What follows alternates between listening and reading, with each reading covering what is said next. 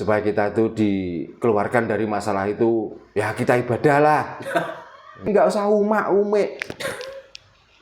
Umak-umik kalau itu katanya itu dzikir kepada Tuhan. Pertanyaannya, Tuhan siapa toh yang kamu jak ngomong itu? Bagaimana wujudnya?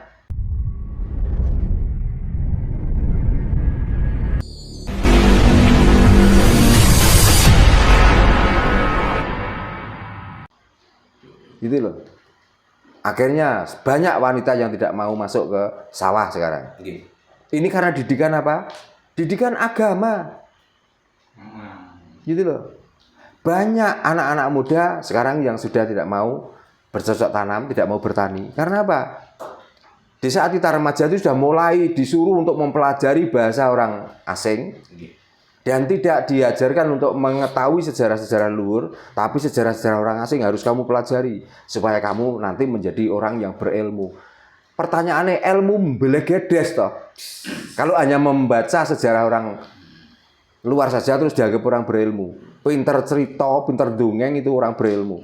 Ya, rata-rata lah. Kalau apalagi lulusan pesantren, Lemangkane. hartanya masalah Dalang, karena saya itu seorang dalang.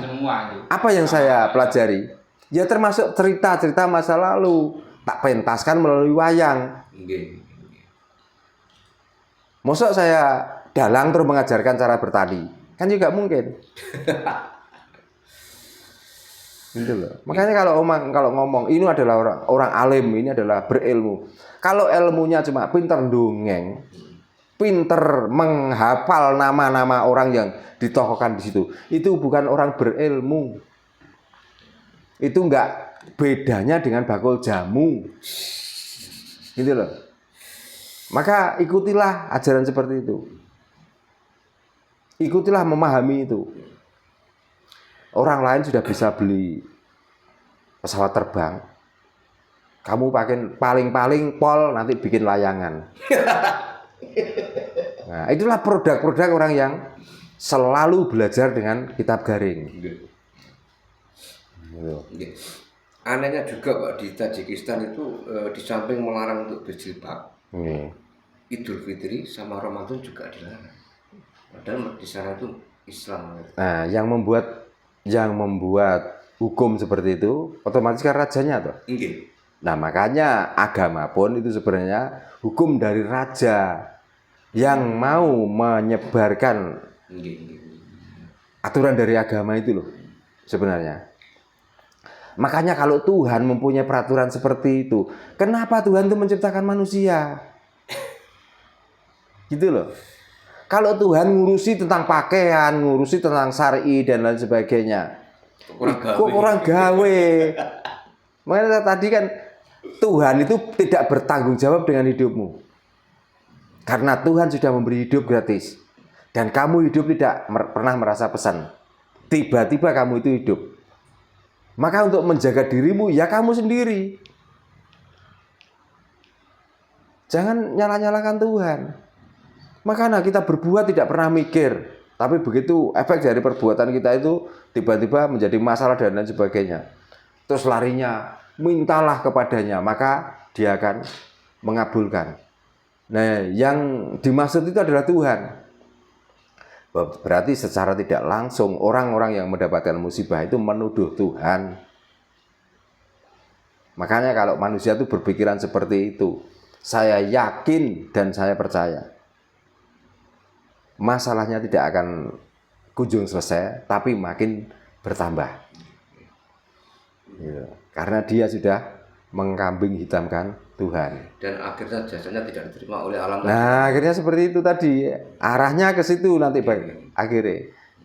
Terus setelah begitu karena mempunyai keyakinan, kita penuh masalah, supaya kita itu dikeluarkan dari masalah itu, ya kita ibadah lah. Ya. Setiap malam kita melek, minta maaf. Kamu salah bukan kepada Tuhan, tapi kamu salah sesama manusia. Minta maaflah pada orang yang kamu bikin salah itu. Mestinya. Jadi nggak usah umak-umik. Umak-umik kalau itu katanya itu dzikir kepada Tuhan. Pertanyaannya, Tuhan siapa toh yang kamu jak ngomong itu? Bagaimana wujudnya? Gitu loh. Makanya juga gampang nyalahno wong Jawa. Wong Jawa nyembah watu, nyembah kayu. Mendingan wong Jawa itu nyembah kalau pun disembah itu ada wujudnya. Lah orang-orang yang ngomong begitu, Tuhannya enggak jelas, wujudnya enggak ono, tapi dipaksa kita harus yakin. Tuhan siapa itu? Itu loh. Kita hanya dikenalkan namanya. Sifat-sifatnya dikenalkan tapi sulit untuk dipahami. Nah, mendingan kita langsung kayu, karena kayu tidak ada yang menghidupi, hidup sendiri, tumbuh menjadi besar. Itu. Kita belum ada apa-apa, sudah ada gunung yang besar. Kan mendingan itu daripada kita bingung-bingung mencari Tuhan. Ya sudah, batunya sembah, gunungnya sembah. Karena Tuhan itu maha besar. Berarti di antara yang besar di alam ini, ya itulah Tuhan. Tapi kan jelas kita nggak bingung kemana-mana. Nah, daripada kita menyembah Tuhan, tapi Tuhan siapa kita itu nggak paham, nggak jelas. Coba. Padahal di Jawa juga sudah diajarkan bahwa Gusti ini datang kena kiniro lan kinaya ngapa. Maka apapun yang kita yakini itu Tuhan. Menyembah itu bukan berarti harus begini-begini, bukan. Menyembah itu mengagumi keindahannya itu menyembah. Menjaga kelestarian gunung itu menyembah. Membakar kemenyan dan lain sebagainya. Katanya nyembah setan. Bukan. Itu supaya orang lain itu tidak merusak gunung itu. Supaya gunung ini tetap lestari. Maka kita bakari kemenyan. Coba berpikir seperti itu. Daripada kita tuh menyembah Tuhan tapi Tuhan nggak jelas. Cuma nama tok. Cuma nama. Ya kalau namanya itu Pak. Kalau enggak ya kecelek Pak. Lah makanya itulah hasil orang-orang yang belajar di dalam kitab kering. Maka kita tuh harus belajar di kitab basah, kitab rasa. Selagi kita tidak menemukan rasa yang sejati, jangan harap nanti ketemu Tuhan yang sejati juga. Dan sejatinya Tuhan. Jadi mas disebut bendino. Nah, tiwas disembah. Ternyata jenenge Tuhan ora iku lah. Dan itu bukan Tuhan. Nah, itu bukan Tuhan. Betul. Kita tuh ngomong-ngomong sendiri dengan bahasa yang belajar dari bahasa orang lain, seolah-olah kita sudah berbicara dengan Tuhan. Tapi bicara dengan Tuhan rasanya mati. Gitu loh. Akhirnya topo kangka lantur. Nah, kalau begitu berarti orang-orang yang seperti itu adalah orang lantur. Nah, orang lantur itu hasil dari apa? Hasil dari halusinasi. Gitu. Makanya walaupun sapi, walaupun kambing, walaupun ayam, itu sebenarnya malah perlu kita belajar dari mereka loh. Contohnya? Ya contohnya begini. Karena ayam itu sudah diciptakan bentuknya seperti itu, suaranya juga seperti itu. Dia nggak pernah protes kok dengan suara anjing. Dia tidak pernah.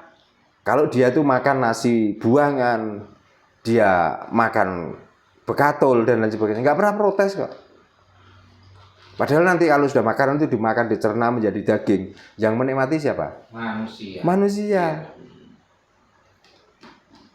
Sudah berapa miliar hewan atau triliun jumlah hewan yang dipotongi dimakan manusia. Apakah ada di antara salah satu hewan itu tiba-tiba protes sama Tuhan?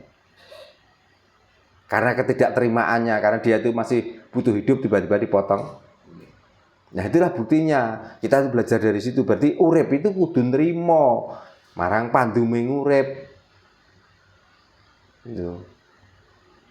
Kambing juga begitu, tidak pernah ngiri dengan suara sapi. Hanya manusia itulah yang mempunyai sifat ngiri terus.